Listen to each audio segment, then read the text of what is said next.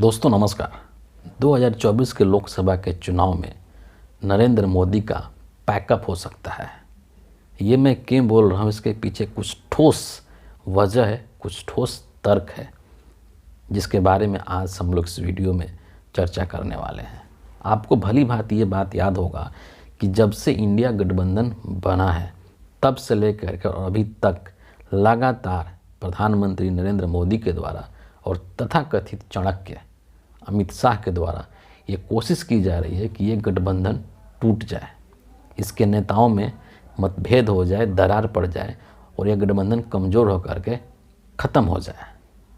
इसके पीछे वजह यह है कि इनको ये भली भांति पता है, अमित शाह को भी और नरेंद्र मोदी को भी, कि अगर ये गठबंधन अंतिम समय तक बना रह जाता है तो 2024 के चुनाव बीजेपी के लिए बहुत मुश्किल हो जाएगा और नरेंद्र मोदी का जो तीसरी बार प्रधानमंत्री बनने का जो सपना है वो बिखर सकता है। और इसीलिए ये लोग लगातार कोशिश कर रहे हैं कि ये गठबंधन टूट जाए, लेकिन इनके हजारों कोशिशों के बावजूद भी आज 19 दिसंबर को इंडिया गठबंधन की लगातार चौथी जो है बैठक हुई दिल्ली में, और इस बैठक के अंदर 28 पार्टियों के नेता सम्मिलित हुए, इसमें शामिल हुए। और सबसे बड़ी बात यह है कि ये जो बैठक हुई आज की वो बिल्कुल सफल हुई, सक्सेसफुल हुई। सभी जो है सहमति के साथ, सबकी बॉडी लैंग्वेज से ऐसा दिख रहा था कि सब के सब जो है वो मतलब एकदम एक सुर में है, किसी भी तरह का कोई मतभेद नहीं है, जिसकी कोशिश लगातार सत्ता पक्ष के द्वारा की जा रही है। और समय समय पर खास करके जब ये 3 राज्यों के अंदर चुनाव कांग्रेस हारी है, तब ये मीडिया के द्वारा, जो भारत की गोदी मीडिया है उसके द्वारा और ये खबर फैलाई जाने लगी कि मतभेद उभर गया है, अखिलेश यादव के साथ जिस तरीके से चीज़ें हुई थी। लेकिन इन सब के बावजूद भी सभी नेता जुटे और इस गठबंधन में जो 3-4 जो लोग थे, खास करके अगर मैं नाम लेना चाहूँ, ममता बनर्जी जैसे कि हैं, अरविंद केजरीवाल साहब हैं या अखिलेश यादव हैं, ये ऐसे कुछ लोग थे जो कि बीजेपी के टारगेट पर थे कि इनको किसी भी तरीके से इस गठबंधन से बाहर रखा जाए। लेकिन वो सभी आज एक छत के नीचे, एक मंच पर एकत्रित हुए।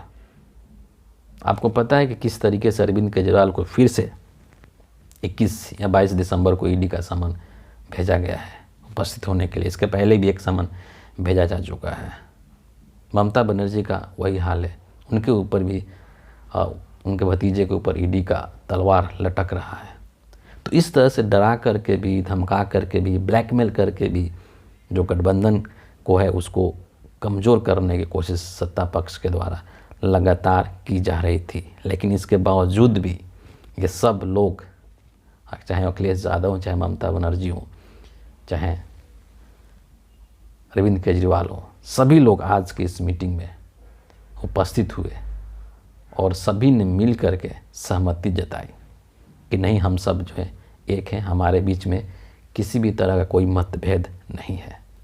और बहुत ही जल्द जिस तरीके की जो बातें निकल करके आ रही है जानकारों के अनुसार, कि बहुत ही जल्द, यानी कि हफ्ते 10 दिन के अंदर अंदर जो सीट शेयरिंग का फार्मूला है वो तय हो जाएगा और सीट शेयरिंग तय हो जाएगी, कौन कहाँ से लड़ेगा।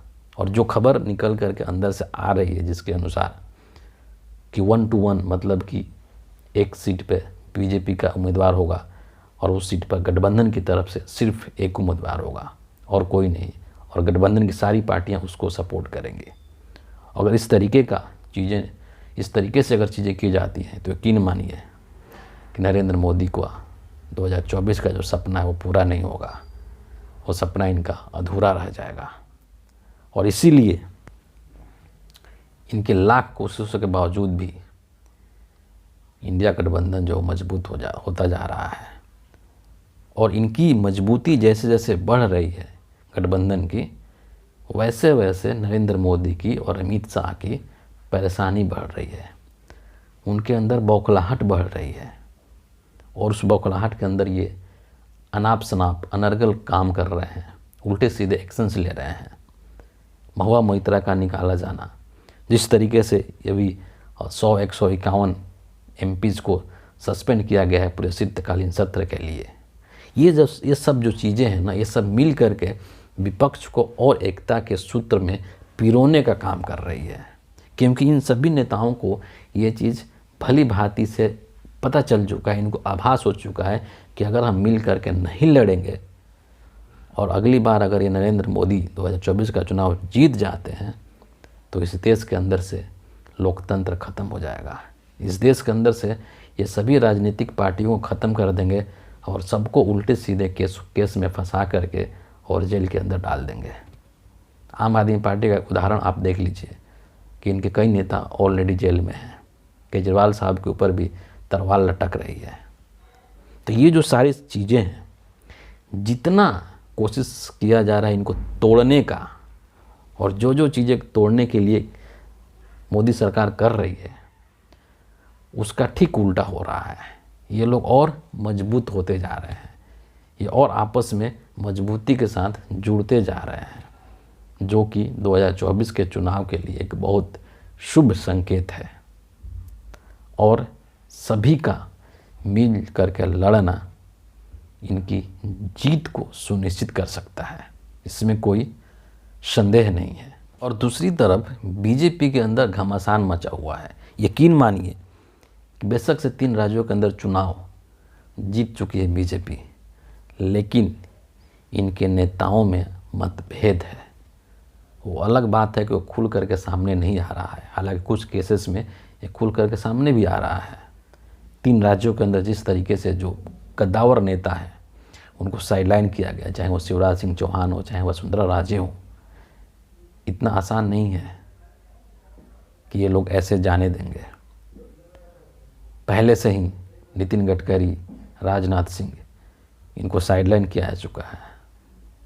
और योगी और दिल्ली के कनेक्शन ये कौन बोल सकता है, किसको नहीं पता है कि एक तरफ अमित शाह और मोदी की जोड़ी और दूसरी तरफ योगी, इनके बीच में कितना टेंशन है, इनके बीच में कितना तनाव है, ये किसी से छुपा नहीं है, ये खुल करके सामने आ चुका है। और आजकल तो जैसा कि सुनने में आ रहा है कि जो उत्तर प्रदेश के डिप्टी CM है मौर्य साहब, वो योगी जी की बात ही नहीं मानते हैं, बात ही नहीं सुनते हैं। क्यों? आखिर उनके अंदर इतनी हिम्मत नहीं है कि वो अपने दम पे ऐसा कर सके। जाहिर सी बात है कि उनके पीठ पर दिल्ली का हाथ है और इसीलिए वो योगी से इस तरह से पंगे ले रहे हैं। तो बीजेपी के अंदर एक तरह से बगावत है। वो बगावत ओपन नहीं हो पा रहा है, ओपनली नहीं हो पा रहा है, खुल नहीं पा रहा है, लेकिन अंदर ही अंदर बहुत ही एक कहें कि शीत युद्ध वाली स्थिति है बीजेपी के नेताओं के अंदर। और उससे बीजेपी की जो पार्टी है वो अंदर से कमज़ोर हो रही है, खोखली हो रही है। और ये चिंता अमित शाह को भी है, ये चिंता नरेंद्र मोदी को है, क्योंकि उनको पता है। और दूसरी तरफ आप देखिए इंडिया गठबंधन के नेता लगातार मजबूती की ओर बढ़ रहे हैं। तो 2024 की जो लड़ाई है वो लड़ाई बहुत ही दिलचस्प होने वाली है। और जिस तरीके का मैसेजिंग देश के अंदर जा रहा है, जब से ये पार्लियामेंट वाला जो इंसिडेंट हुआ है और जिस तरीके से इन्होंने 150 151 जो विपक्ष के MP जो उनको सस्पेंड किया गया है पूरे शीतकालीन सत्र के लिए, तो पब्लिक के अंदर ये मैसेज बहुत ही ख़राब जा रहा है।